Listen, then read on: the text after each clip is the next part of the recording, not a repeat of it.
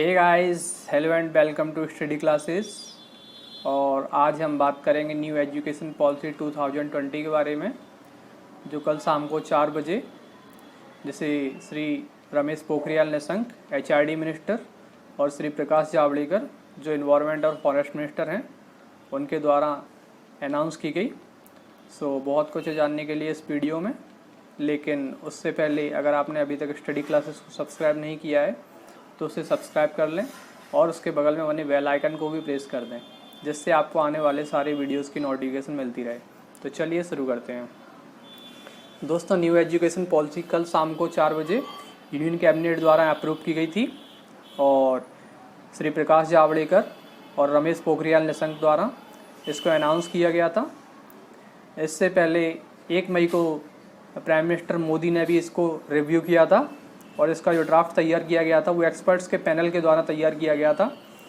इसमें इसरो के पूर्व चीफ श्री के कस्तूरीरंगन और TSR सुब्रमण्यम की 2 समितियां बनाई गई थी और इन्होंने अपनी रिपोर्ट सरकार को सौंपी थी।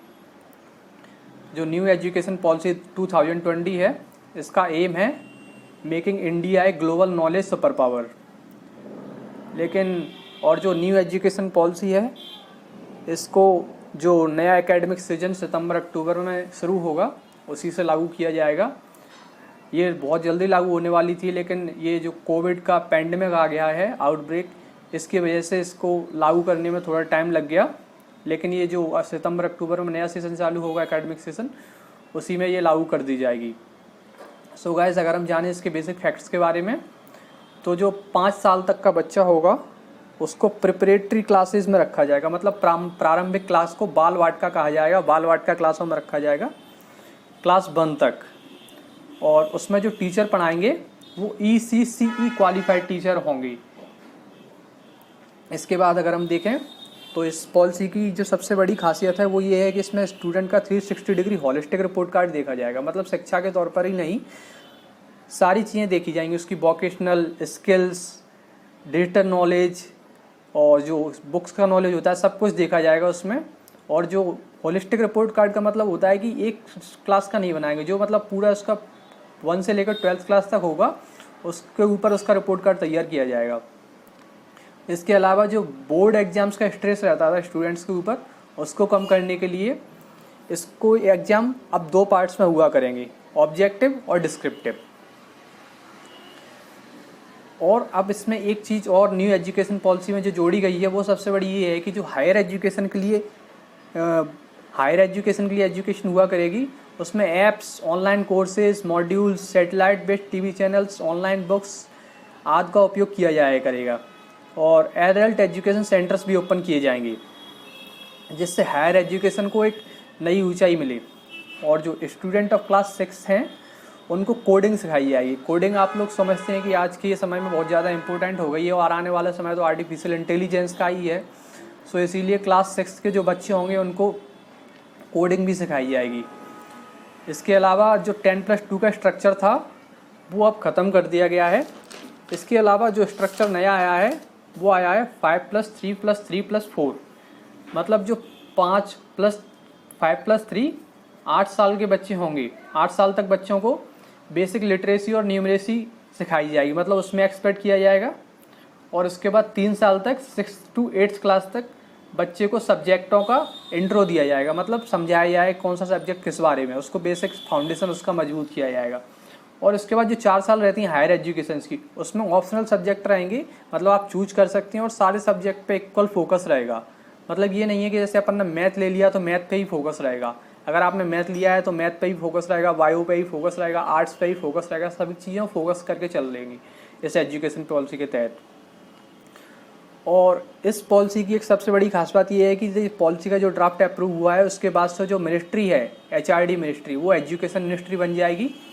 इसके अलावा एक सबसे बड़ी खास बात है कि जो हाई परफॉर्मिंग इंडियन यूनिवर्सिटीज़ होंगी उनको अदर कंट्रीज़ में अपने कैंपस लगाने का मौका मिलेगा। और जो सेलेक्टिव कंट्रीज़ होंगी टॉप 100 में वर्ल्ड की, उनको इंडिया से ऑपरेट करने का भी मौका मिलेगा। इनके अलावा थोड़े बहुत और फैक्ट हैं। इसके अलावा फैक्ट ये है कि जो गिफ्टेड चाइल्ड होते हैं, मतलब कोई बच्चा है वो इंटेलिजेंट है और बच्चों से ज़्यादा इंटेलिजेंट है तो उसके ऊपर एक्स्ट्रा फोकस किया जाएगा और बच्चों को वोकेशनल एजुकेशन दी जाएगी।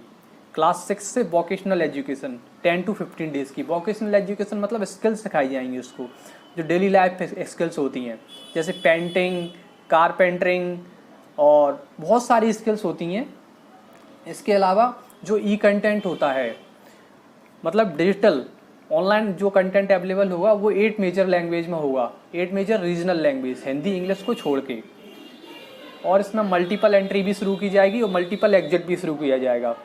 मतलब जैसे किसी ने ग्रेजुएशन की तो अभी ग्रेजुएशन पूरी कंप्लीट करनी पड़ती थी, अब इसमें ऐसा हो जाएगा जैसे अपन कोई कोर्स कर रहे हैं और अपन ने सोचा कि अपने को कोई दूसरा कोर्स करना है तो अपन उसको बीच में 2 साल के लिए ड्रॉप कर सकते हैं, तो वो अपना ख़त्म नहीं होगा। उसके जो अपने एकेडमिक मार्क्स होंगे वो स्टोर हो जाएंगे, जैसे डिजी लॉकर में स्टोर होते हैं। और फिर जब हम अपना दूसरा कोर्स कंप्लीट कर लेंगे तो फिर हम इसको रिज्यूम कर सकते हैं। और जो मल्टी डिसिप्लिनरी इंस्टीट्यूशंस हैं उनको भी ओपन किया जाएगा। जैसे आईआईटी है तो अभी वो इंजीनियरिंग करवाती है सिर्फ, लेकिन अब जो नई एजुकेशन पॉलिसी आई है उसके तहत आईआईटी में सिर्फ इंजीनियरिंग नहीं होगी, उसमें अगर किसी का इंटरेस्ट म्यूजिक में है तो म्यूजिक भी सिखाया जाएगा, मॉडलिंग में है तो मॉडलिंग में भी सिखाया जाएगा, आर्ट में है तो आर्ट भी सिखाया जाएगा। मतलब मेरे कहने का है कि चौतरफा विकास किया जाएगा अब स्टूडेंट्स का।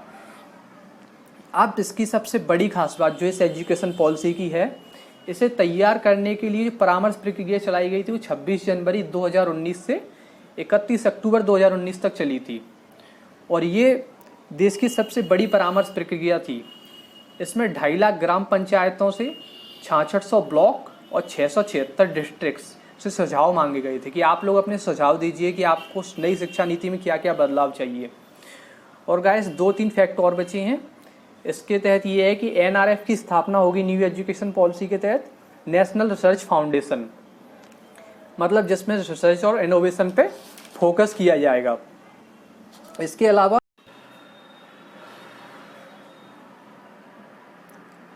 तो दोस्तों ये न्यू एजुकेशन पॉलिसी 2020 के बारे में कुछ महत्वपूर्ण बातें थी। सो आज के वीडियो के लिए इतना ही। वीडियो कैसा लगा आप लोग कमेंट बॉक्स में ज़रूर बताइए कीजिए, कमेंट बिल्कुल भी नहीं आते हैं आप लोगों के। So thanks for watching. और अगर आपको वीडियो पसंद आया हो तो उसको लाइक कर दें, शेयर कर दें और सब्सक्राइब कर दें चैनल को। Thanks for watching.